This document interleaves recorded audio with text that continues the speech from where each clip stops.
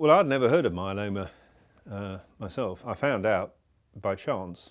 I was playing golf in Spain and I woke up with a stiff back. It was quite sore, so I thought I'd better warm up. Suddenly doubled up in probably the most excruciating pain I've ever had in my entire life. Got to the hospital to see the consultant, and he said, you got myeloma and the prognosis is 5 to 7 years. That is quite a shattering thing to hear. I just remember lying in the bed and just sort of almost writing down mentally on a sort of notepad reasons to live and reasons not to live. I've got an awful lot of reasons to live. I want to see my children grow up and see what they develop into. And then I thought, reasons not to live. And I thought, well, probably about 3 people that can't stand the sight of me, but I don't, sticking around to sort of irritate them is probably, it's almost too tempting for words. The initial treatment was 6 months of chemotherapy, which basically wipes out your entire immune system. So they then put in your stem cells. The problem is that in the meantime, because your immune system has been wiped out, you're then exposed to every single bug going around the place. So that was, all in all, pretty gruesome. The transplant succeeded in putting me into remission, and then I relapsed. The paraprotein count started to rise again. That meant the myeloma was coming back. So at that point, we revisited the idea of a bone marrow transplant from a matched unrelated donor.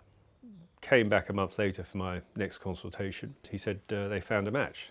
And so you went from a feeling of a down moment when they told you the thing had relapsed to an up moment when you thought, you haven't got me yet. I mean, I think, one way of looking at myeloma is to think it's a bully. And the way you deal with bullies is to laugh at them. They don't like that at all. It tried to stop me playing golf. It hasn't. Went skiing in April. It's another victory.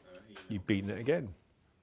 And I don't think that's the same as putting your head in the sand, because it's a serious problem.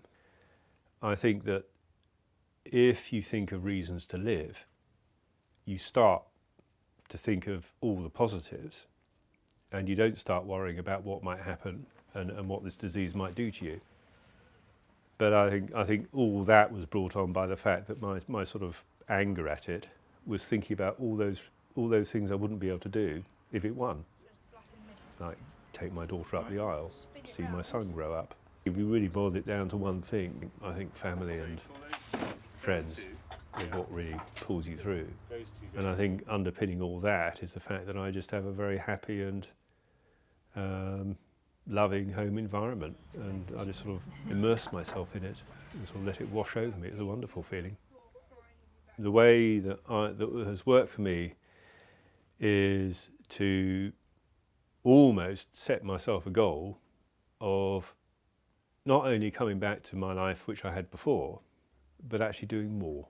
And it seemed to me that a support group was something that was missing, and it would be a good idea to set one up. And that's where Myeloma UK came in, because they were able to provide briefing packs and suggestions, and it was all very, very, very easy to understand, absolutely relevant, and just by following that through, we were able to get from a sort of an idea through to actually a sort of tangible group. A lot of the people that come to our group are recently diagnosed, so we've all been there.